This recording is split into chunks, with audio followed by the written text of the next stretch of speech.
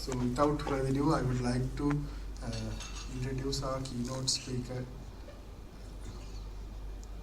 So Dr. Muditha Abeykoon, an accomplished consultant, clinical microbiologist with a profound commitment to advancing medical knowledge and healthcare practices. Dr. Abeykoon earned his MD in medical microbiology from the University of Colombo, following his MBBS degree from the University of Peradeniya.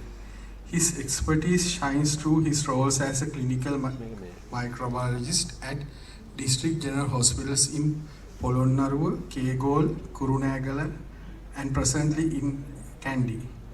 Beyond his clinical contributions, Dr. Abeykoon is deeply involved in medical education. He is a dedicated lecturer, a trainer for postgraduate trainees, and examiner for medical specialist examinations.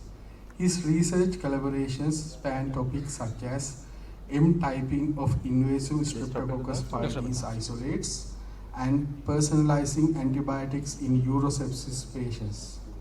Dr. Abeykoon's membership in professional organization and his involvement in medical events like the South Asian Melioidosis International Congress underscore his commitment to advancing medical science. Tonight, we are privileged to benefit from Dr. Muditha Abeykoon's expertise. Please join me extending a warm welcome to Dr. Muditha Abeykoon. Good evening, everyone. First of all, I would like to thank the Hill Country GPs Association giving me this opportunity to give my presentation on rational use of antibiotics at GP level, and also I would like to thank the main sponsor of today's event, Sandoz Pharmaceutical, and the kind words they have delivered before my lecture. Before starting my lecture, the proper lecture, I have selected this topic, the rational use of antibiotic at GP's level, because I think it is a very important hot topic these days because of AMR. AMR means antimicrobial resistance. So as you all are aware, the antibiotics, the first commercialized antibiotic, which was penicillin, was introduced in 1940s. That is about 80 years ago. So I have just asked from you just to imagine about 80 years before, 80 years before, even a simple wound infection or even a simple bacterial pneumonia, we couldn't manage in a proper way because we didn't have antibiotics at that time. If you go to the ancient history of China or even in Sri Lanka, there were some very crude methods for treating bacterial infection, but to be honest, our knowledge about microbes and also our knowledge about antibiotics about 100 years ago, it was very, very minimal. So actually, to live in an era where we have a lot of antibiotics and live in an era where when we are practicing modern medicine, having the choice of giving an antibiotic for bacterial infection for our patients, I think it is a privilege. But unfortunately, having said that, after 80 years, just after 80 years of the invention of antibiotic, now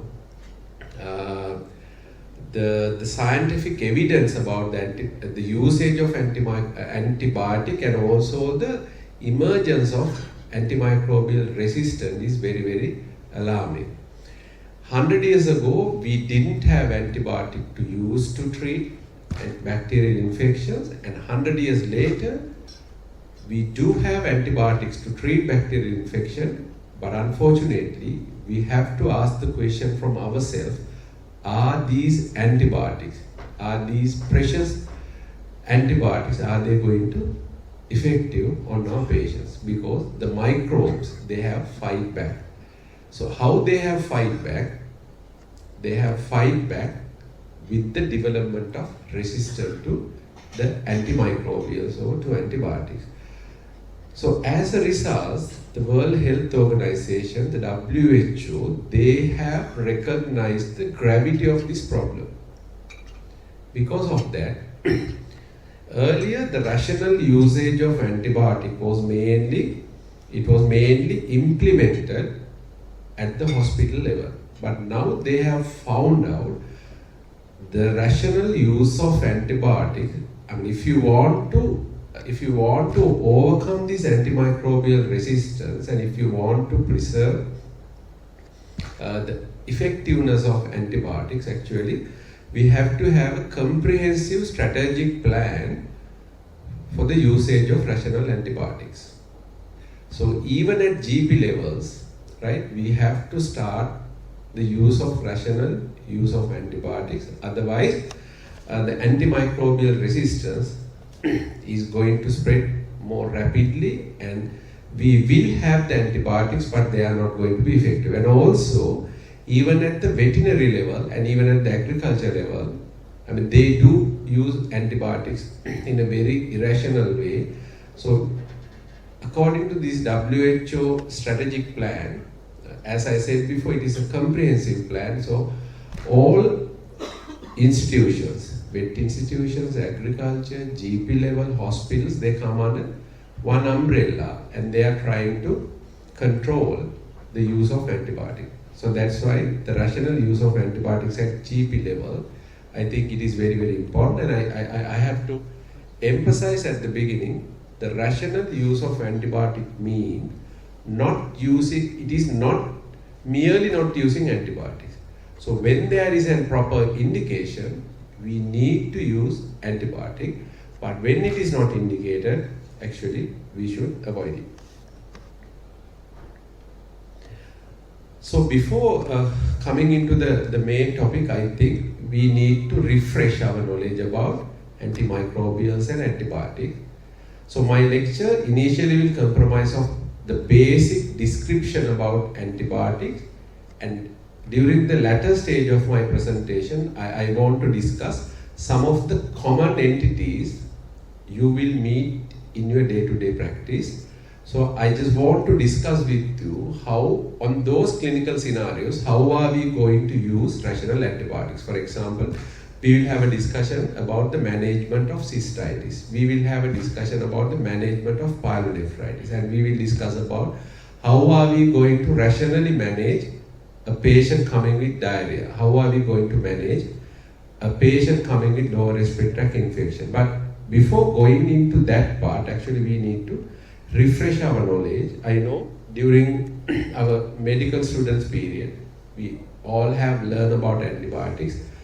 But when it comes to the clinical practice, I think it is essential to refresh our knowledge, because basically when we are prescribing antibiotics or when we are prescribing medications, it has to be based on some scientific evidence we have learned during our medical student period or even at postgraduate level. So as you all are aware, there are two terms, one is antibiotic and one is antimicrobial agent. So if we are going to talk about antimicrobial agent, it says substances that inhibit or kill microorganisms, and they have to demonstrate a selective toxicity. Unlike other medicines we are used on the patients, right? So the antibiotics is the only medicine which is not supposed to act on human cells. It is supposed to act on microorganisms which invaded the human or animals. So it should demonstrate a selective toxicity only on microbes. And there are main 4 classes of antimicrobials: antibiotics, antifungal agent, antiviral agent, and antiparasitic agents. And today my main topic, I'm mainly going to talk about antibiotics, because at GP levels, I think you are very frequently using antibiotic rather than antifungals, antiviral or antiparasitic agents. A property of a good antimicrobial agent or property of a good antibiotic. It should have antimicrobial properties of a selective for microbial rather than mammalian targets. As I said before, we are administering the drug to a human, but our aim is to kill or suppress the microbes. So it should have a selective action on them, not on the mammalian or our human cells. And it should kill the microbes.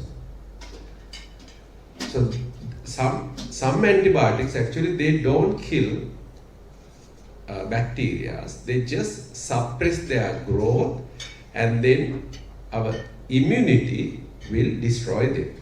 So those kind of antibiotics we call them bacteriostatic, but if the antibiotic itself can kill the bacteria, we call them bactericidal. So if you want to treat an infection, we prefer antibiotic which has a cidal activity.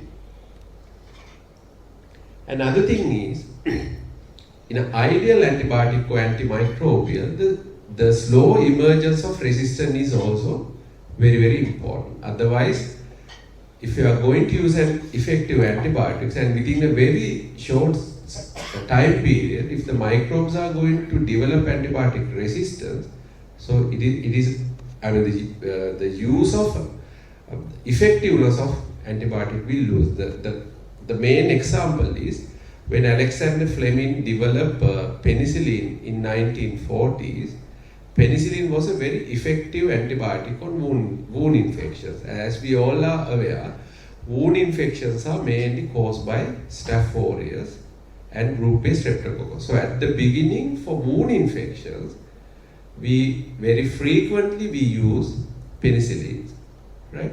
Just recollect your knowledge. For nowadays, for wound infections, I don't think anybody is going to use the drug called penicillin. Not the penicillin group, but the penicillin, because it is not effective, because they have almost all the Staph aureus they are resistant to penicillin. Another thing is the narrow spectrum of antibiotic. So if you want to treat an infection, it should target the organisms we are going to kill. I think it is also quite easy to rationalize, because human body is, we do have microbes which help us. So if an antibiotic is going to kill all the microorganisms, the equilibrium between the microbes and the human body will change, and it can cause a lot of problems. So it should have a narrow spectrum of activity. And again, the pharmacological properties, it should non-toxic to the host, and it should have a long plasma half-life. So that is also, with our basic knowledge, it is quite easy to understand, because if the drug is having a long plasma half-life, I think the duration, the frequency of administering the drug is quite easy. Now, for example, if you take a drug like azithromycin, it has a long plasma half-life, so it is a single daily dose. But if you are going to administer antibiotic like amoxicillin, the half-life is more, so you have to administer tediously. When we are giving a medicine, it is the main practice that the patient's compliance is very, very important. So as we all are aware, if it is a once daily drug, the patient compliance automatically goes up. So the long plasma half-life is a good pharmacological property of a good antibiotic. Another thing is good tissue distribution, right? So if you want to treat a wound infection, so this antibiotic, after the administration of the antibiotic, it should get into the blood, and then it should get into the tissues where the wound infection is there. And if you want to treat a meningitis, so the antibiotic should cross the blood-brain barrier, and it should go into the CSF. Another thing is low plasma protein binding. When we want to treat infection in an organ, so rather than staying it in the blood, it should go into the target site. So if it is having a low plasma protein binding, it will distribute to the tissues very easily. Another thing is availability of oral and parenteral dosing form. It is also quite easy. If the infection is severe at the beginning, invariably we have to go for the parenteral form, and then we need to discharge the patient as soon as possible. So if there is a alternative with the oral drug, and for example, if you take augmentin, the coamoxicillin, it has the oral form as well as the IV form. So when the infection is severe, we are going to treat it with IV at the beginning, and then we can easily change it to oral one. Ciprofloxacin is the same. Cefuroxime is also the same, right? Another thing is no interferences with other drugs. Now I am going to touch on some of the principles of antimicrobial therapy. So, as I said before, when we are going to choose an antibiotic, we need to select the appropriate antibiotic.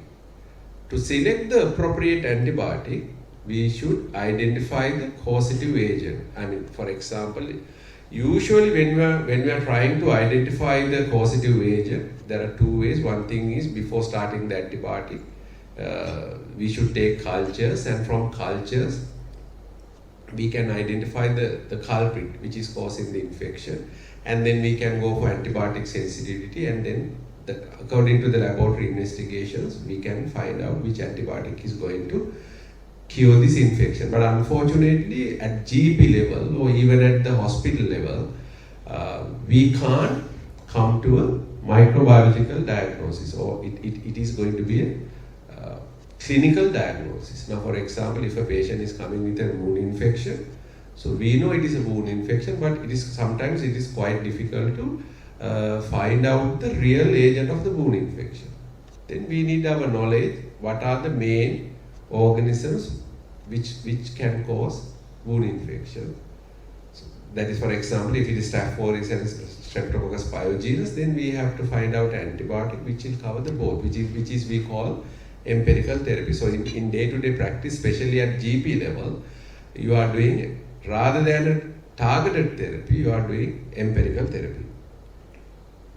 And also these things, I think, even not only antibiotics, for all the other medicines, these factors affects actually the allergy, genetic and metabolic abnormalities, and you should have a thorough knowledge about the antibiotics which can use in pregnancy and also which cannot be used in pregnancy, and the antibiotics which can cause deterioration of renal and hepatic function, and also the site of infection. And other most important thing is proper dose and route, and also the adequate duration, right? So I have touched on antimicrobial resistance. So the adequate duration, I mean, for example, with scientific evidence, they have found, for example, if it is a UTI, low UTI, upper UTI, pyelonephritis, so the standard treatment regime is 14 days. As you all are aware, I mean, at GP levels, when the patients are coming to you with an infection at the beginning, they are very ill. So you give an oral antibiotic, and within 3 or 4 days they recover. But the most important thing is, if you have a clinical diagnosis, you should emphasize them, though they are recovered, I mean, though they are better now. So we have to stick to the standard guidelines, and we have to educate them on taking the antibiotic for the standard duration. That is because if you stop them abruptly, the chances of getting resistance of those organisms is high. And obvious, there are disadvantages when we use antimicrobials. That's why I said the rational usage of antibiotic is very, very important. If the patient needs antibiotic, you should give, but invariably there are some disadvantages. One thing is side effects. So if you talk about antibiotics, the most common side effect, and sometimes it can be very, very fatal, the most common side effect is allergies. And as you all are aware, the newspaper headlines during recent 2 weeks actually, the newspaper headline was about the allergy to ceftriaxone. So the patient came with a diarrhea which could have been managed very easily, but unfortunately that patient succumbed due to an anaphylaxis reaction to ceftriaxone. So those things can happen. So side effects are, that is one of the major disadvantage. And unlike other medicines, the other main disadvantage is suppression of normal flora and also superadded infection.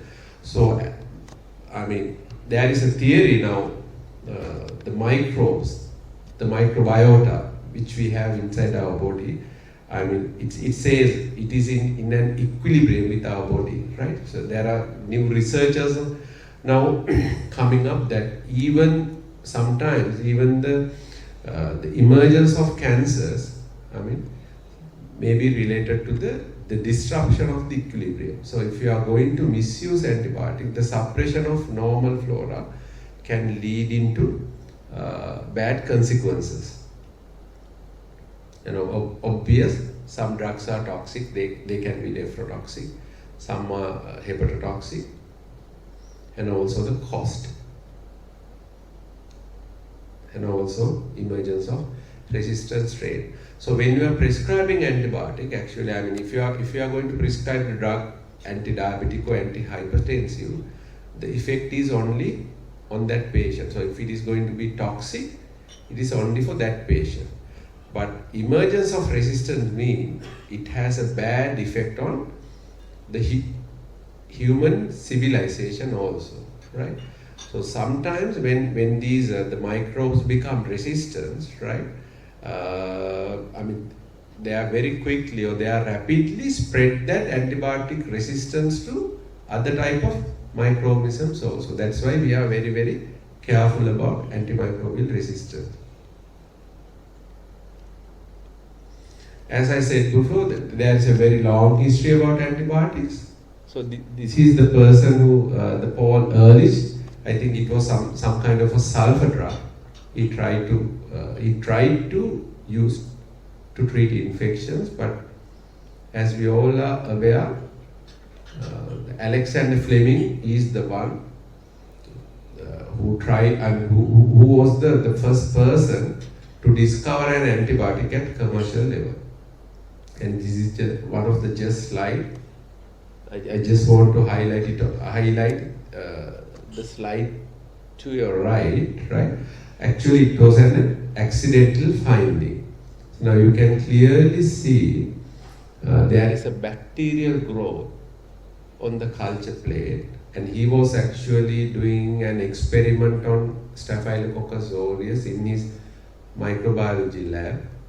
And then he has gone for a holiday, so he couldn't attend to the laboratory, I think, for about 1 week. Then when he came back, he just observed this culture plate, and he has seen there is a fungal growth at the edge of the culture plate, and you can clearly see all the bacteria have been suppressed due to this fungal growth. So that was the observation for the intervention, for the invention of antibiotics, which actually revolutionized the modern medicine. So later they have found this penicillium has produced the substance called penicillin, which have this antimicrobial action. And the rest is now history. After the discovery of penicillin, I think within very short span, we have discovered cephalosporins, we have discovered coamaxiclav, and we have discovered many, many more antibiotics.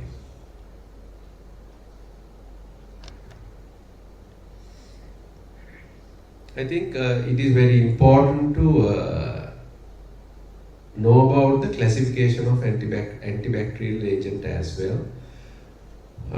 These things we have learned during our medical student period, but I think we need to refresh them. Some antibiotics has a bacterial spectrum of action is very broad, right? So if you can remember the classification of bacteria, they are basically classified as gram-positives and gram-negative. And gram-positives are again divided into gram-positive cocci and gram-negative, gram-positive cocci and gram-positive bacilli. And the gram-negatives are divided again into gram-negative cocci and gram-negative bacilli. So if there is an antibiotic which cover all the mentioned organisms, we tell them a broad spectrum antibiotic. And if an antibiotic covers only for example, if they only cover gram-negative cocci, so we call them a narrow spectrum antibiotics. So having a broad spectrum antibiotic has advantages as well as disadvantages. So if you want to treat an unknown infection where different type of microorganisms can cause that infection, on those instances we have to use a broad spectrum antibiotic. But the disadvantage of using broad spectrum antibiotic is it covers many organisms, so the chances of getting AMR organisms are more. Other side of, if you talk about the narrow spectrum antibiotics, we basically use for targeted therapy. Now, for example, if there is a wound infection with a Staph aureus, which is a very sensitive bug, we are not going for broad spectrum antibiotic. Definitely, we will use flucloxacillin or cloxacillin, which only target the Staph aureus. The advantage of that is the antimicrobial resistance, the chances of getting antimicrobial resistance is less when you are using narrow spectrum antibiotics. There is another way of classifying antibiotic, that is the bactericidal and bacteriostatic. As I described before, bactericidal means it kills the microorganisms totally, and the bacteriostatic one, they reduce the growth of the microorganisms and the immune system will clear it. So if you want to treat a severe infection, so if a patient coming with a severe wound infection, so you should have a knowledge when you are going to start the antibiotic, you should have some kind of an idea whether it is a bactericidal or a bacteriostatic antibiotic, because if it is a severe infection, you have to go for a bactericidal. For example, if a patient coming with a wound infection, and if you are going to suspect Staph aureus as the causative agent, so you can use coamoxiclav or flucloxacillin, which is bactericidal. And the Staph aureus will also covered by clindamycin or erythromycin, but unfortunately they are bacteriostatic. So you have to go for if it is a severe infection, you have to go for a bactericidal. And antibiotics are again classified based on the mode of action and based on chemical structure as well. So the most common way of classifying antibiotic is according to the mode of action, and you can clearly see here the structure of a bacteria. So the first invented antibiotic was the penicillin, and the penicillin was targeted the cell wall of the bacteria. So basically what penicillin did was the formation process of the cell wall was disrupted. As a result, this bacteria couldn't survive, and when you give adequate dose, due to the disruption of the cell wall, these bacteria will die, right? So then after that, so the first antibiotic invented, and many more antibiotics actually target the cell wall, and I will describe them later. And then some antibiotics which were invented later, the target site is plasma membrane, some are cytoplasm, some are ribosome. Actually, you can remember the ribosomes are used for the protein synthesis. So if an antibiotic go and interfere with ribosome, the protein synthesis process get disrupted, and due to that, their metabolism will be affected, which will lead to the death of the bacteria. And some will cover the DNA. Right? So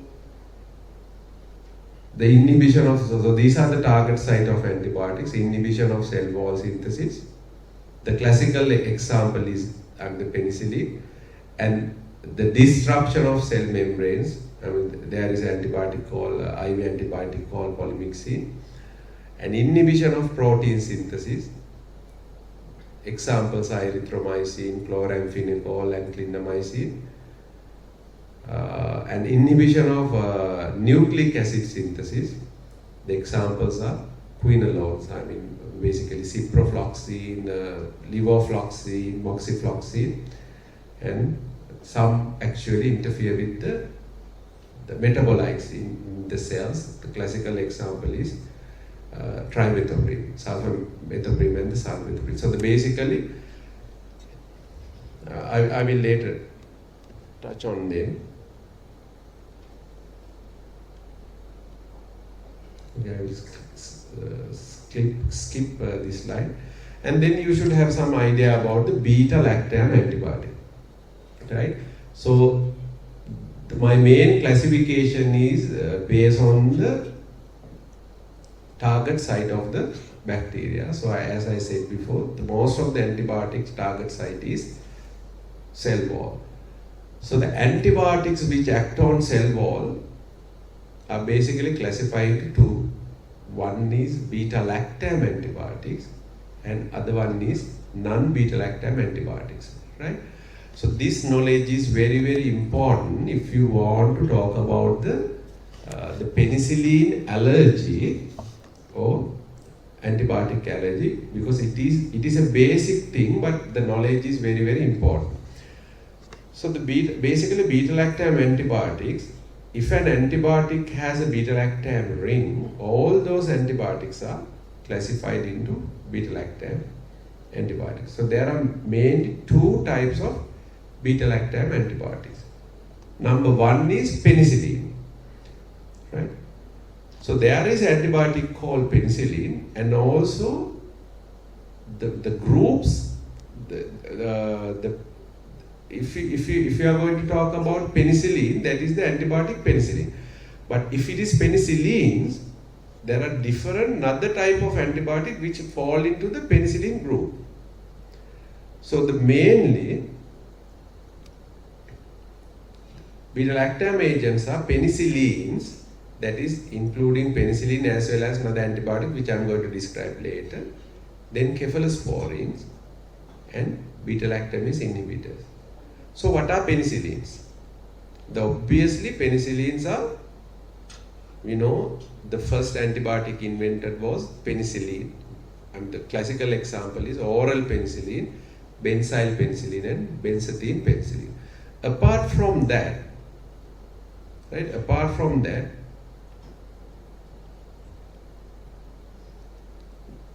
we are very commonly using antibiotic called coamoxiclav, right? So the coamoxiclav is also penicillin. Then for wound infections, we use cloxacillin and fluocloxacillin. So those antibiotics are also penicillins, right? And if you are working in a hospital for severe infections, sometimes we have to use antibiotics like piperacillin tazobactam and timentin, right?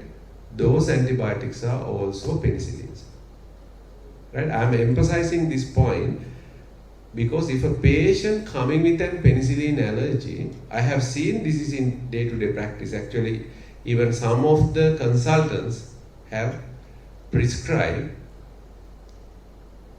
I mean, basically they think if it is a penicillin allergy, only penicillin cannot be used. But as I said before, the coamoxiclav, fluocloxacillin, cloxacillin, coamoxiclav, timentin, piperacillin tazobactams, they all are penicillin. So if a patient coming to you and give a history that when I am taking amoxicillin, previously I had a severe reaction. I had a lot of breathing difficulties. I had a various severe skin eruption just after the administration of antibiotics. You can't prescribe coamoxiclav or flucloxacillin or the antibiotics I have mentioned before. Right? If you have documented that the patient is a penicillin allergy, and if you are going to prescribe coamoxiclav on them, the fault is on yours, right? So I have seen this is happening. Luckily, the penicillin allergy is not very common in Sri Lanka, but now we have clearly seen even for ceftriaxone, the allergies can occur. So this is the point I have mentioned. So the penicillin,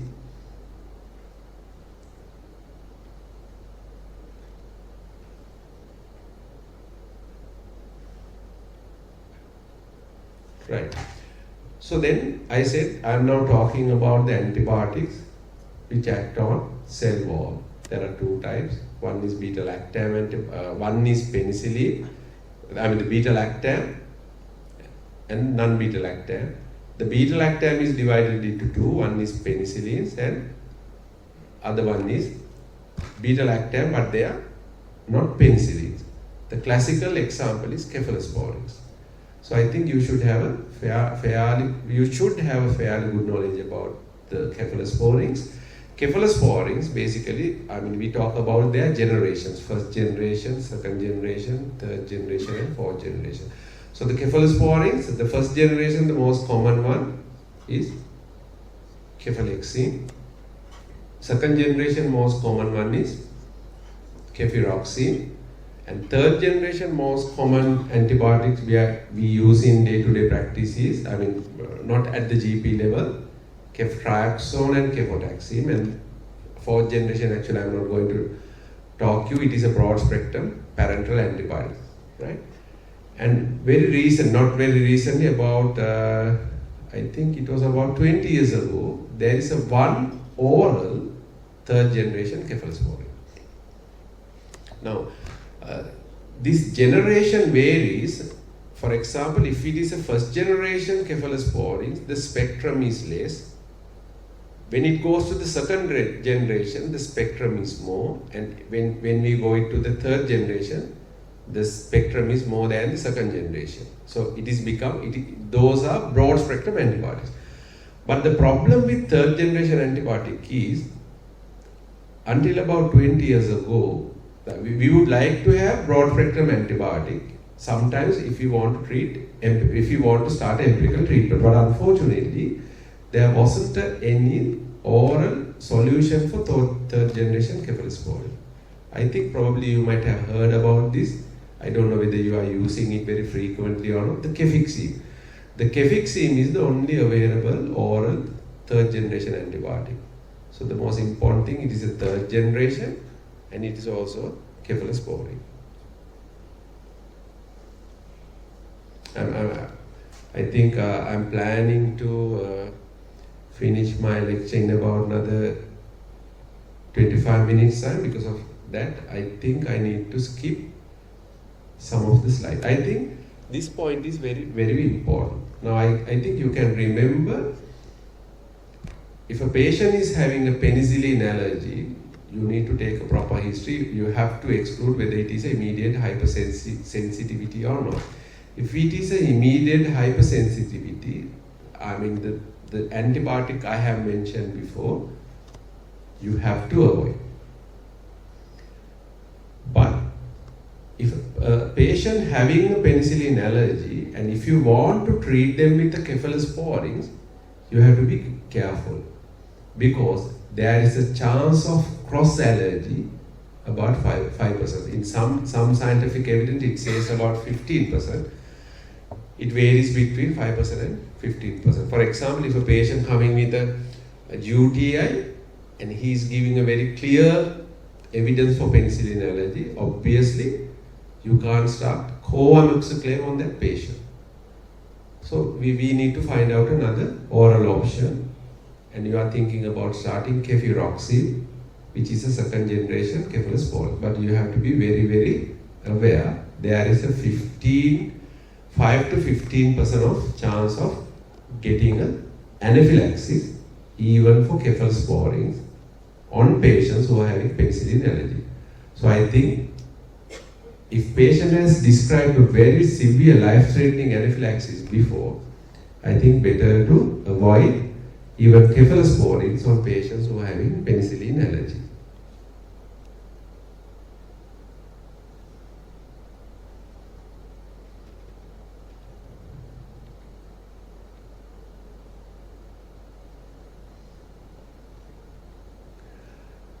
For beta-lactam antibiotics, that is for penicillin and also for cephalosporins, if you talk about the adverse drug reaction, fortunately, the adverse effects are uncommon, but unfortunately, if you are going to get an adverse effect, it can be life-threatening. Basically, if it is an anaphylaxis, it can be life-threatening. So others are, basically allergic skin rashes, and sometimes they can get allergy after the initiation of drug. Basically after about 3 or 4 days, they can get, that is not anaphylaxis, that is late reaction, but unfortunately on those patients you can't give the same antibiotics later, but if mistakenly you have given the drug, that is going to be very less harmful for the patient because it is not anaphylaxis. I think I have just put on one slide if it is a penicillin allergy. I'm again reiterating, if the patient gives you a clear history of penicillin allergy, you can't give coamoxiclav, cloxacillin, flucloxacillin, piperacillin tazobactam, or thymidine. And then, the chances of prescribing at GP level about these antibiotic less, but I just want to touch on the carbapenems. And as you all are aware, carbapenems we have basically 2 main type of carbapenems here in Sri Lanka. One is meropenem and other one is imipenem, and very recently introduced another one called ertapenem.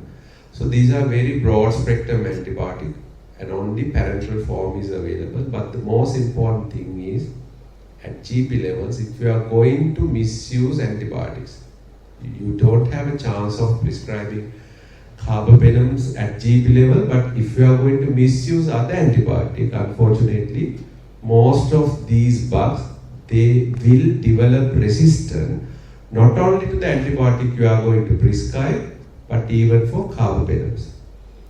So the carbapenems, at the moment, the carbapenems are the last resort of antibiotics we are having, right? Probably your colleagues or your relatives might have had infections while in hospital, so probably you might have heard about this ESBL, extended spectrum beta-lactamase producers, that is MDR4, and we have to treat them with this broad spectrum antibiotic like carbapenem. But unfortunately, now we have carbapenemase producing organisms as well. So on those patients, actually even we can't use meropenem or imipenem. Even we can't use meropenem or imipenem on those patients. Right? As a consultant clinical microbiologist in a tertiary care hospital, I am daily encountering these sort of patients, and actually we are in a very difficult position to find out a proper antibiotic to treat these patients. So I think you can remember in the one slide, there is an antibiotic called polymyxin or colistin, which will act on cell membrane. It was invented in 1970s, and due to the toxicity of the polymyxin, it was later withdrawn from the market. But unfortunately, due to the emergence of this MDR, we have reverted back to those very toxic antibiotics, which we have given up in 1970s, but we don't have any options, right? I have seen a lot of the doctors, fathers, mothers who are staying in ICUs for many, many days, basically getting infected with these extremely multi-drug resistant organisms, which is very, very difficult to treat. And other thing is, these antibiotics are also very expensive.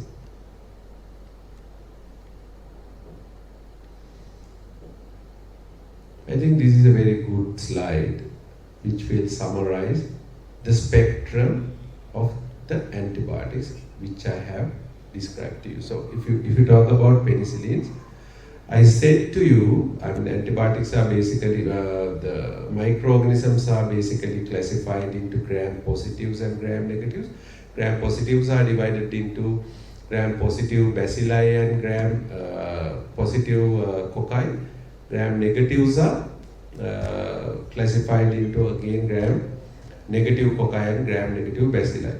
Now if you take penicillin, you can clearly see it has only action on gram positive organisms only. So the penicillins are basically a narrow spectrum antibiotic which will cover gram positive organisms only. So if a patient coming with a wound infection, the wound infections are mainly caused by gram positive organisms. So penicillin, the co-amoxiclav, amoxiclav and all these penicillins have a very good activity on gram positives. And if you go for co-amoxiclav, it has a very good activity on gram positive organisms as well as fairly good activity on gram negatives as well. And if you talk about first generation antibiotics, the mainly that is about cefalexine, it has a gram positive, good gram positive cover with a less gram negative cover. But second generation antibiotic like cefuroxime, second generation cephalosporin, have a fairly good gram positive cover as well as gram negative cover. And if you talk about third generation cephalosporins like cefotaxime, it has a good cover on gram positives and gram negatives. Right? The most important point here is, right, so if you want to treat a wound infection, you should choose an antibiotic which has a good gram positive cover. And if you want to cover urinary tract infection, as you all are aware, urinary tract infections are usually caused by gram negatives like E. coli or Klebsiella-like organisms. So you have to choose an antibiotic which has a better gram negative cover. And if you are in a dilemma, right, you don't know where the infection is, right, then you should choose an antibiotic which has a very good gram positive and a gram negative cover.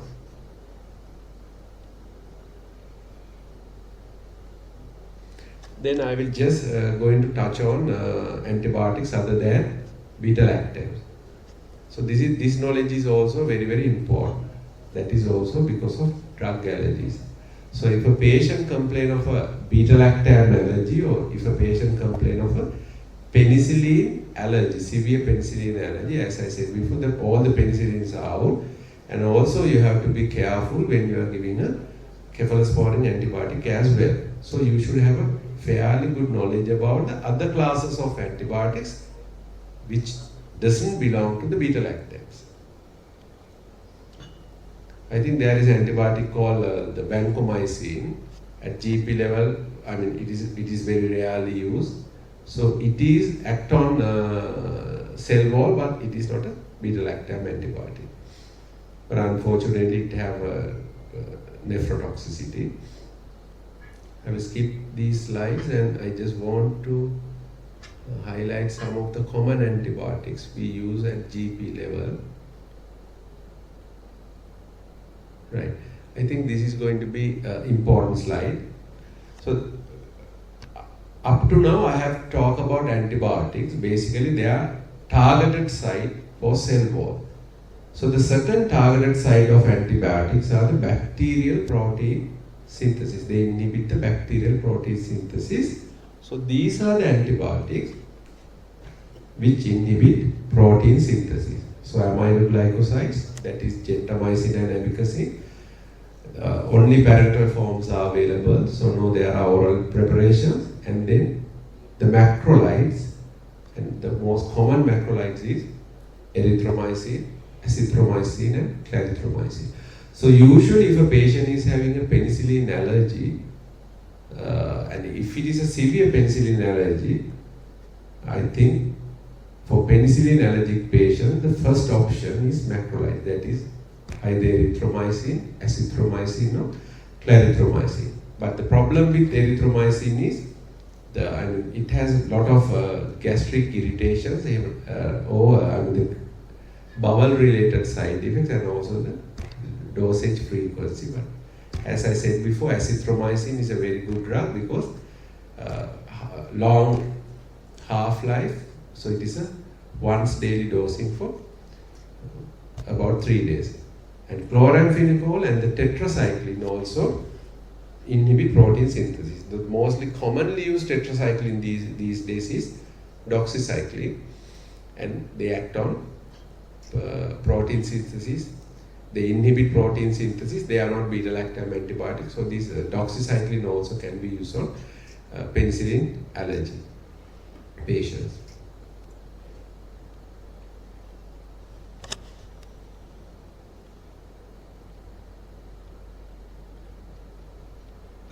I will skip these slides. I just want to highlight the important points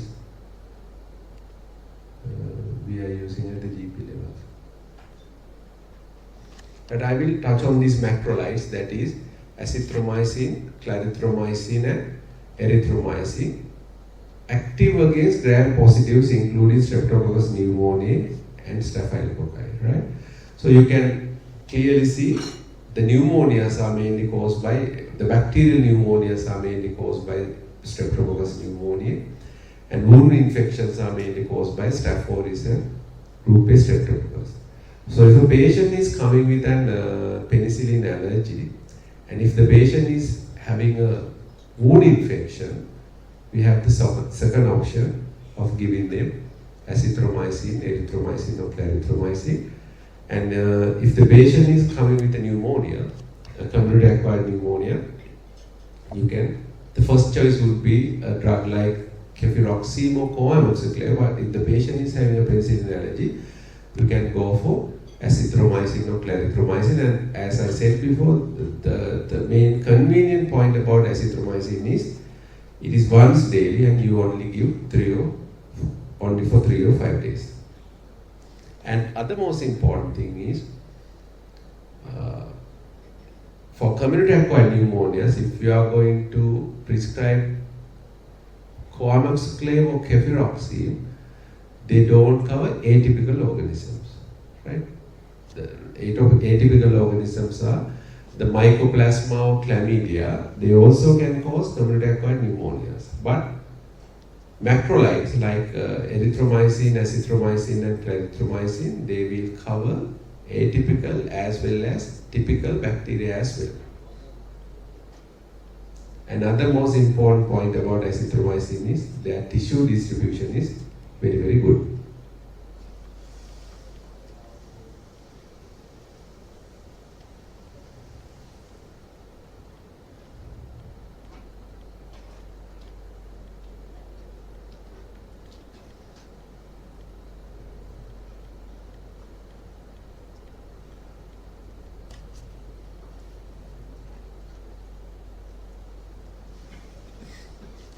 I think I will now skip on to some clinical scenarios, right? I think that is very important if you want to talk about the rational usage of antibiotics at GP level.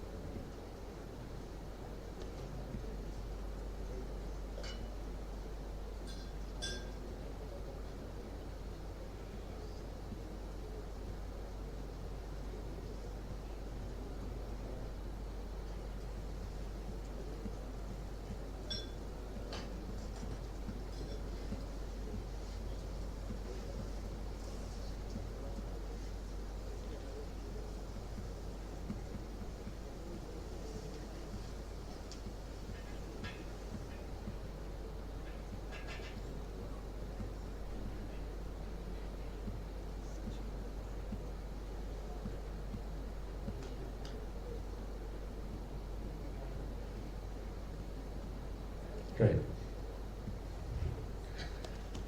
management of urinary tract infection, I think this is a very common entity where GPs are seeing a lot of patients who are coming with urinary tract infections. So the topic is rational usage of antibiotics. So the rational usage of antibiotic or the rational use of antibiotic is when appropriate, you need to use an antibiotic, but when it is not appropriate, don't use an antibiotic. So at GP levels, we do have a practice that you are paid not only to, you are charging the patient not because you are going to give medicine for them. So my point is, if a patient is coming with a viral fever, right, you are giving your expert knowledge, this is a viral fever which doesn't have anything to do with the bacteria, so I'm not going to prescribe a bacteria to you. I'm not going to prescribe an antibiotic to you. Right? That is a very expert opinion. Now take example of a lawyer, right? Just to appear in a court, I think now probably they might be charging about 10,000 rupees just to appear in a court. Likewise, just give the advice and charge them in a rational way. Right? We do have a practice, we are fear that if we are not going to give many medicines, the patient is not happy, we are thinking. But just clearly tell them, this is a bacterial infection, because of that I am going to give you an antibiotic, and my antibiotic is this. And if it is a viral infection, this is a viral infection, so I am not going to prescribe an antibiotic on you because it is going to harm you as well as the community. So when you are managing urinary tract infections, you know there are two types of urinary tract infection. One is lower urinary tract infection and other one is the upper urinary tract infection. The most important thing is the diagnosis of a lower urinary tract infection. If you want to tell it is a lower urinary tract infection, no. If you want to tell it is an upper urinary tract infection, totally a clinical diagnosis. Right? Culture we use for the etiological diagnosis, but if you want to diagnose them as having cystitis or the pyelonephritis, it is a clinical thing. So it is very, very important to have a proper knowledge. So the cystitis, that is inflammation of the bladder, often caused by bacterial infection. Right? So we need, if you are going to diagnose a patient who is having cystitis, we need to use an antibiotics. So if you are going to diagnose a patient having cystitis and if you are not going to use antibiotic, that is also not rational usage of antibiotic. So how are you going to diagnose cystitis? It is quite easy. A patient coming with increased frequency, dysuria or mild abdominal discomfort, and sometimes you need a culture, and even if it is proven by a culture, we know it is a cystitis. So that means the infection is at the bladder level. Right? So sometimes you need to confirm the diagnosis with a urine culture, and you have to take the culture before starting antibiotics, otherwise it is going to be useless. But here you should have the knowledge. In females, the cystitis is very, very common. So usual practice for females, a patient coming with cystitis, basically, even in Western countries, they don't take culture at the beginning.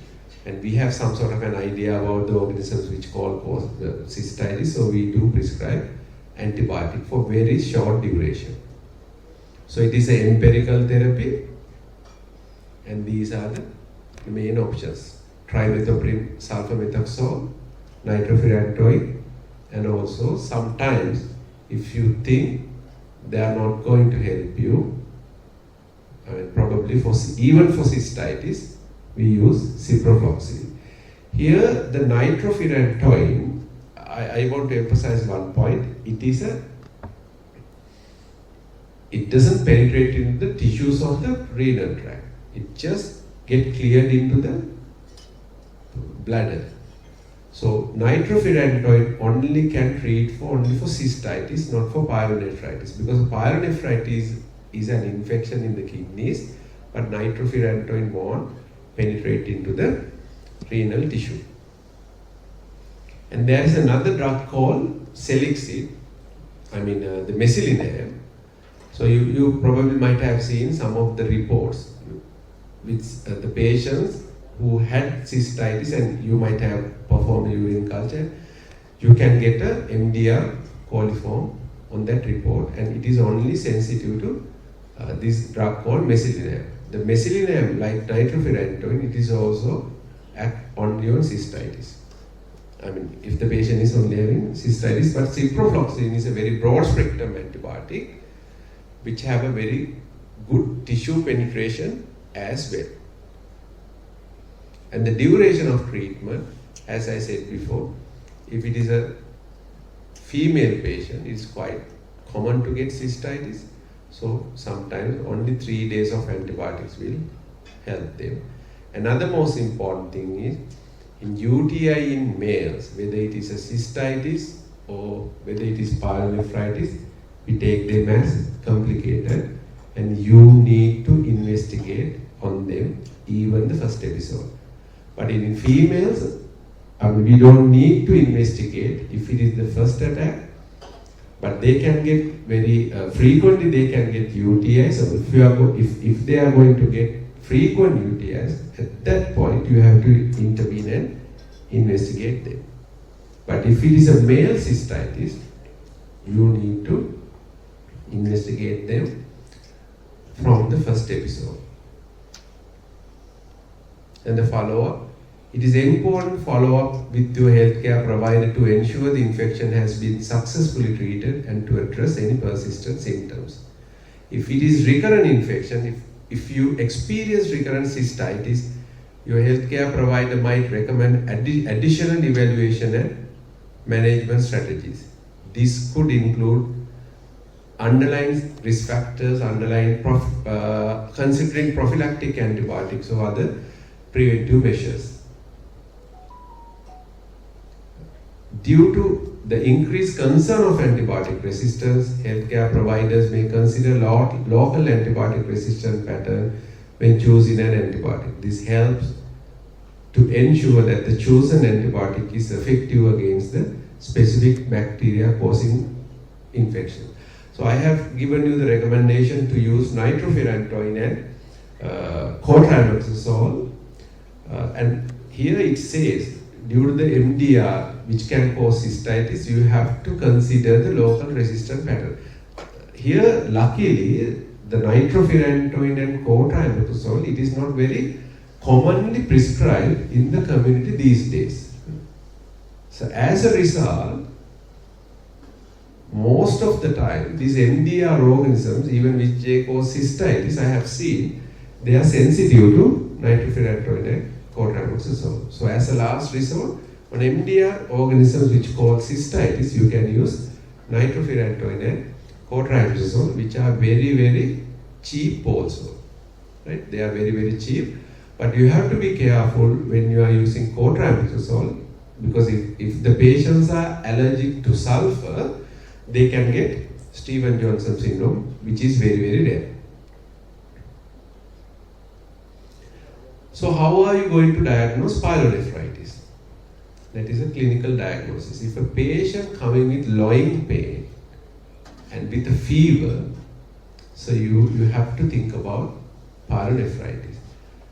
Right? The pyelonephritis is potentially a serious infection of the kidneys that requires prompt medical attention and appropriate treatment.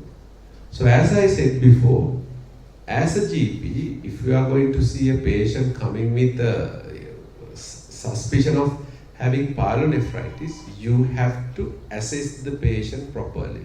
You have to assess the vital parameters, especially a male patient coming with features of pyelonephritis. It is very, very important to assess the vital parameters. You have to see whether this patient has gone into sepsis or septic shock.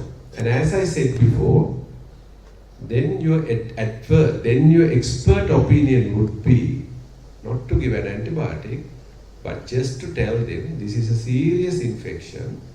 So you need parenteral antibiotic. Sometimes you may need supportive care with fluids. Please go to a hospital. So you are going to charge that patient for giving that expert opinion. The management of pyelonephritis typically involves a combination of antibiotics, supportive care, and monitoring. Hospitalization in severe cases, and you need to start antibiotic, and especially an antibiotic has a good tissue penetration. So if a patient coming with fever and chills and rigors, and if you are going to start nitrofurantoin treat pyelonephritis, it is never going to effective on that patient. So the options would be fluoroquinolones like ciprofloxacin or levofloxacin, cephalosporins like ceftriaxone, aminoglycoside gentamicin, and beta-lactam antibiotics like coamoxiclav, piperacillin tazobactam. And as I said before, the supportive care is very, very important, fluid management and electrolyte balance. So patient need to be sent to a hospital. And fever and pain management is also very, very important. And here I will ask you a question. If an elderly patient coming with recurrent features of UTI, right? Lower urinary tract infection features, an elderly patient, I have described you about pyelonephritis and cystitis, but if an elderly male patient coming with recurrent UTIs, I mean, obviously we have to exclude a renal stone or renal tract abnormality, but you have to always think about prostatitis also, right? Because in elderly patient, the prostatitis is very, very common, right? I mean, then you have to ask about whether there are signs of prostomegaly as well. I mean, whether your micturition is happening in a proper way, whether the stream is weak, right? I have seen a lot of patients actually misdiagnosed. They are coming with recurrent UTIs, but always you have to think about prostatitis also on elderly male patients. Another thing is, as I said before, pyelonephritis, you need to give antibiotics for 14 days, initial IV, then oral. So that is very important in preventing antimicrobial resistance. The management of sore throat. That is also a very common entity, day-to-day you see. So for pyelonephritis or cystitis, I said usage of antibiotic is very essential and it is rational. But unfortunately, when you talk about sore throat, the main culprit who cause sore throat is viral. So your expert advice should be, this is mainly can be caused by viruses. So this is the management I am going to give you, not antibiotic. Rest and hydration, pain relief and fever control. It is very, very important to control the fever. And these sort of management, throat lozenges and sprays, avoid irritants. And having said that, pharyngitis or sore throat also can be caused by bacteria. The most common organism is group-based Streptococcus. And I don't know whether you have seen or not. If it is a group-based Streptococcus pharyngitis, if you examine the throat, you will see a very angry looking throat, and these sort of patients are going to have very severe, very high fever spikes, and they are really, really ill at the beginning. So if you examine the throat, and if the patient is also very ill, and if the patient is complaining of severe myalgia, you have a clinical diagnosis of pharyngitis, but according to the clinical picture, you have to suspect a pharyngitis caused by group-based Streptococcus. Then that is an indication to start an antibiotic. And for group-based Streptococcus, the penicillins are the best antibiotic, because I don't know the reason. Still, we have not found a single isolate of a group-based Streptococcus which is sensitive to, which is resistant to penicillin. But the problem with oral penicillin is the oral absorption is not that good. So as a result, if a patient is coming with a pharyngitis and you are suspecting group-based Streptococcus, my advice would be to start amoxicillin if the patient is not allergic, because amoxicillin has a better oral absorption, and also co-amoxiclav is the same. So either co-amoxiclav or amoxicillin would be best to start on a pharyngitis patient. You are suspecting group A streptococcus pharyngitis. And if the patient is having a penicillin allergy, so then I have described, the second best option would be for sore throat, because the sore throat are caused by the bacterial causes of sore throat is mainly streptococcus A, group A streptococcus. So the erythromycin and the clarithromycin and azithromycin also would be a good option if the patient is penicillin allergic. And as I said before, the most of the pharyngitis are viral, so it is very, very important to advise them on resting.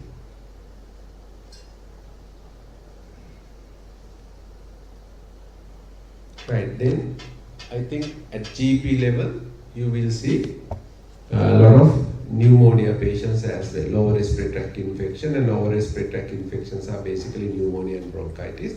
You have to be very, very careful if a patient, if your diagnosis is going to be a lower respiratory tract infection, because you have to have a very good clinical assessment of this patient, because some of the pneumonias actually patients are ending up at ICUs.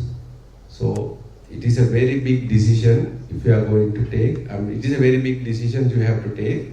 Are you going to manage this patient in outpatient, or are you planning to send the patient to a hospital immediately?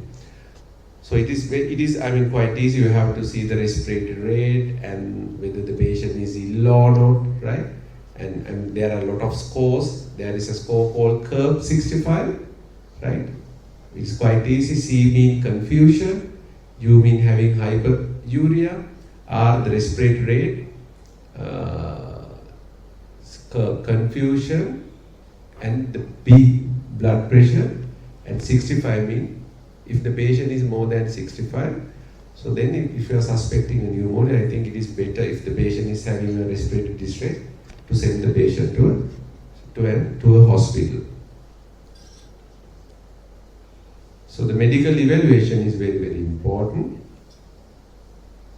And as I said before, in most instances, if you are suspecting lower respiratory tract infection, especially pneumonia, you need to start antibiotic. So if after the initial assessment, if you think that you are confident enough to manage this patient outpatients, these are the options, and you need to start an antibiotic. These are the options.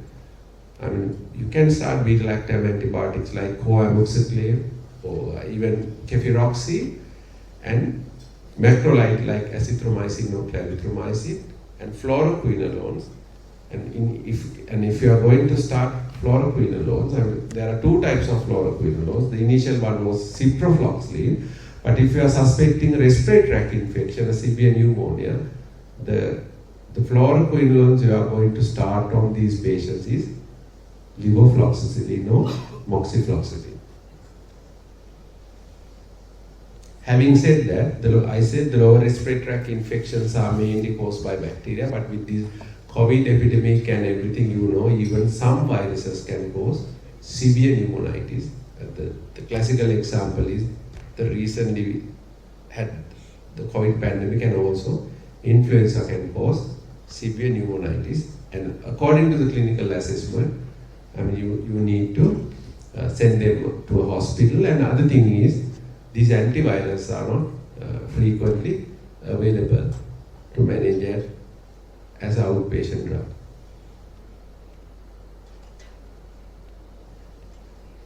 And one of the other common entity you will see at GP level is a patient coming with cellulitis. And this is very, very important. I have seen a lot of patients, unfortunately, they are not managed as the ideal management was not given at the GP level. So because of that, patients have ended up hospitalized with necrotizing fasciitis. So cellulitis is a bacterial skin infection that can cause redness, swelling, warmth, and pain, right? So most commonly these patients are coming with a history of a very small or trivial injury to their lower limbs. But when they are coming to you, they will complain of a severe pain and they are ill, and you can clearly see a spreading redness, right? You can clearly see a redding spreadness, and also vomit is there. So if it is a clinical diagnosis of cellulitis, as I said before, it is a bacterial infection, you need to start an antibiotic, right? You need to start an antibiotic, and the best antibiotic would be coamoxiclav. And other thing is, here in Sri Lanka, these cellulitis or necrotizing fasciitis are caused by group-based streptococcus. So usually if you have diagnosed cellulitis due to a group-based streptococcus, you need to start coamoxiclav plus clindamycin, because clindamycin will neutralize the toxins which are produced by group-based streptococcus. But the most important thing is, at the initial assessment, just see whether there are blisters in and around the skin lesions, right? And if it is rapidly spreading with blisters, right, it is actually not cellulitis. It is more towards necrotizing fasciitis. So you need to give them antibiotics, but the mainstay of management would be a thorough debridement. So patient should send to an hospital. But if a patient is having only the vomit, redness, and you are deciding, and if clinical parameters are okay, then your diagnosis is cellulitis, probably group-based streptococcus, and you are going to decide that I am going to manage this patient as outpatient, and you are going to start coamoxiclav clindamycin. But please reassess the patient following day. Please reassess the patient following day, because if it is further spreading, right? I mean, basically you can put a mark on the redness area you are seeing on the lower limb, and if it has gone beyond the mark you have put on the previous day, despite on these antibiotics, I think you are not in a position to manage the patient. Please send the patient to a hospital, because the main way of treating necrotizing fasciitis is thorough debridement. But if it is a pure cellulitis, you can manage with the antibiotics I have mentioned before.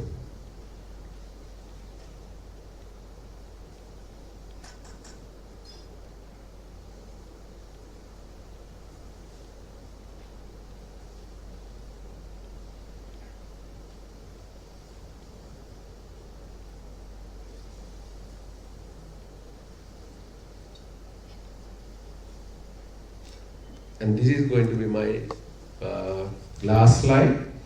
So as a GPs, you are seeing a lot of patients who are coming with diarrhea, right? And I have seen the most of these patients who are coming with diarrhea, I mean, most of the GPs, sometimes consultants, they prescribe ciprofloxacin.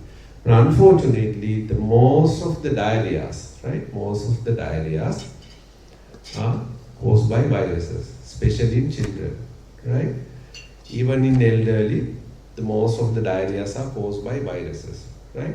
The most common organisms to cause diarrhea the most common bacteria to cause diarrhea, basically Salmonella and Shigella, right?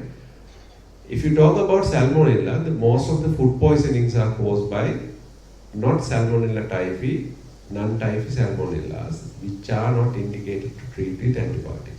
And Salmonella typhi, actually, they usually, those patients are not presented with diarrhea. They usually presented with systemic signs of fever. And if you talk about Shigella, the most common presentation of Shigella is bloody diarrhea. But most of the patients you are seeing at GP practice, it is watery diarrhea. So as I said before, it is the supportive care. And giving ciprofloxacin to a patient who is having diarrhea due to viral etiology, it doesn't make any sense, or it doesn't help the patient also. So it is about oral dehydration, the fluid intake, and the dietary modification, and give these advice. As I said before, this is your the professional advice, and charge the patient for the professional advice you are giving them. Don't try to give an antibiotic and try to charge the patient.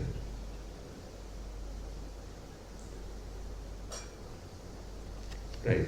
I think that is my last slide.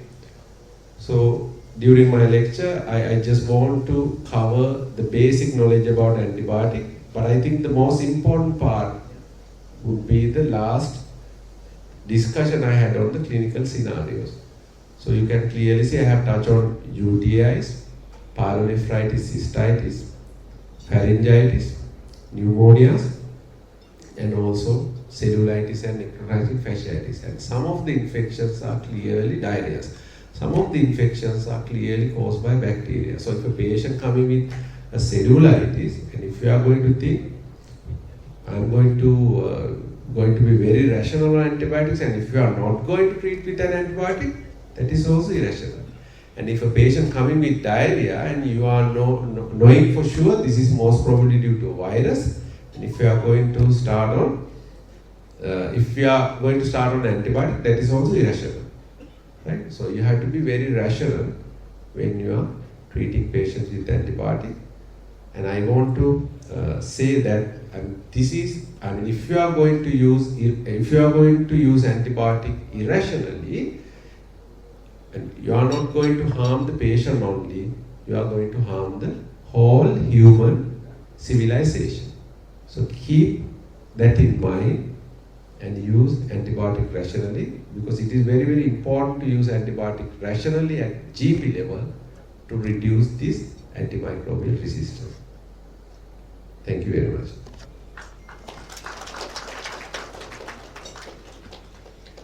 And I'm happy to take any questions if you have any questions on my presentations or anything related to infections or antibiotics.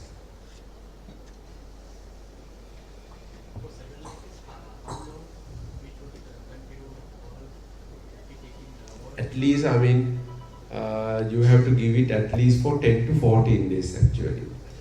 That is also depend on the clinical presentation. Sometimes I have seen at the beginning of cellulitis which has not spread. Actually, I would rather say 7 days would be enough. But if it is some sort of spreading cellulitis, I would rather say go for 10 days. And usually I have mentioned you to give either co-amoxicillin plus clindamycin. But the problem with clindamycin is most of these patients are going to get diarrhea. Even co-amoxicillin can cause diarrhea, but clindamycin has a more tendency to cause diarrhea. So I would rather say to give clindamycin for about 3 to 5 days and stop it and continue co-amoxicillin for 7 to 10 days.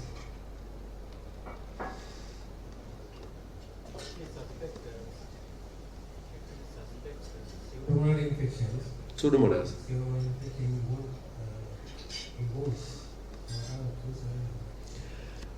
That is a good question, Namal.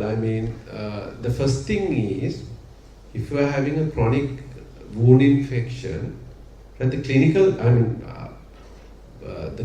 knowledge, I think, even with the advent of lot of new technologies, I don't think the clinical sense has replaced by anything, right? So the common sense and the clinical sense. So if you are having a wound infection, especially a chronic wound, so you have to see whether it is whether there is a redness, warmth, fever, and you have to decide on clinically whether it is a wound infection or not. Please don't treat the report. Now, for example, I have seen a lot of, if the patient is having a chronic wound, you are sending swabs, and obviously, chronic wound, you will see a lot of bacteria.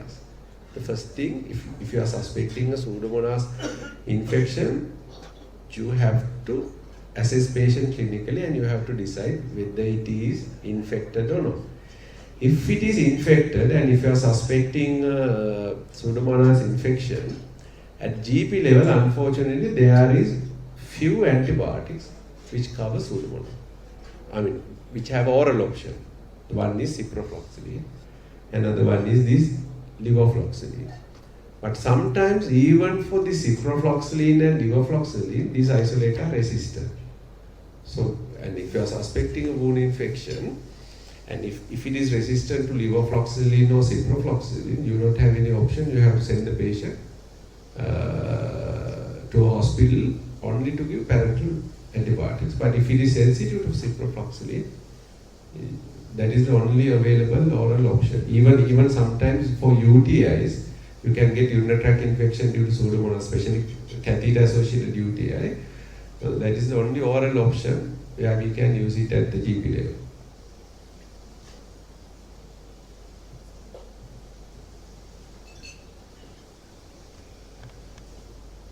As you said that about 99% upper respiratory infections are Viral.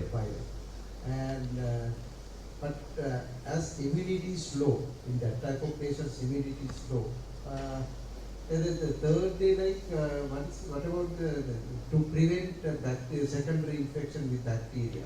No, I mean, there are no guidelines. Now, basically, if a patient coming with a upper respiratory tract infection, right, you are thinking patient might get a secondary infection on top of that. Yeah. So if you are going to start an antibiotic on the first day, right? So that is not recommended actually. That is called the prophylactic usage of antibiotic, but prophylactic usage of antibiotic is not recommended on upper respiratory tract infection. But I have also practiced as a GP, before becoming a consultant clinical microbiologist, but I have seen sometimes after third or fourth day, there is a chance of getting a secondary infection. So my advice would be to assess the patient again, or give an advice if you are not feeling comfortable. Third day or fourth day, you can assess the patient at that time. So at that time, if you are suspecting a secondary bacterial infection, definitely you need to start an antibiotic.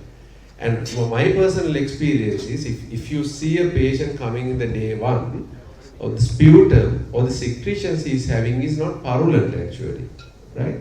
And because it is quite difficult to do sputum cultures on each and every patient, right? So if he is complaining a purulent sputum, that means it is a secondary infection.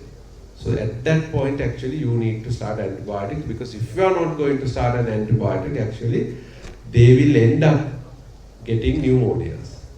Right? But I don't know how feasible it is, but we have a false belief that I'm giving antibiotic from the beginning and we are trying to prevent a secondary infection. It is not recommended, but best option would be to assess the patient again, and at that point, if you are suspecting a bacterial infection, at that point, just start antibiotic at that point.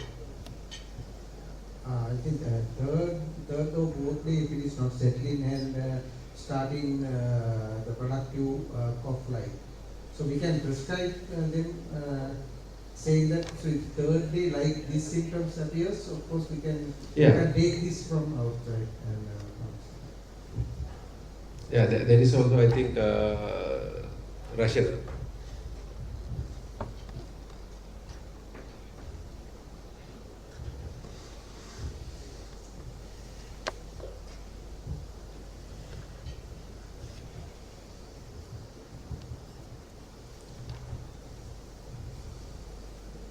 Thank you very much.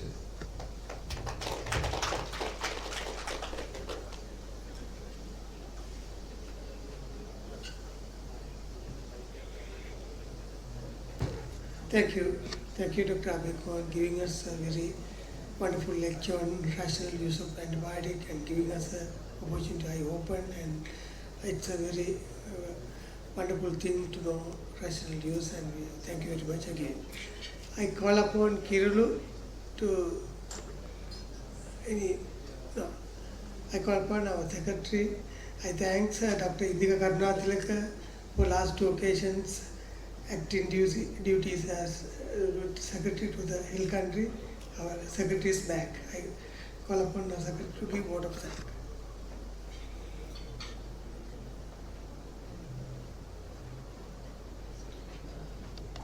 Thank you, Dr. Jayasekara.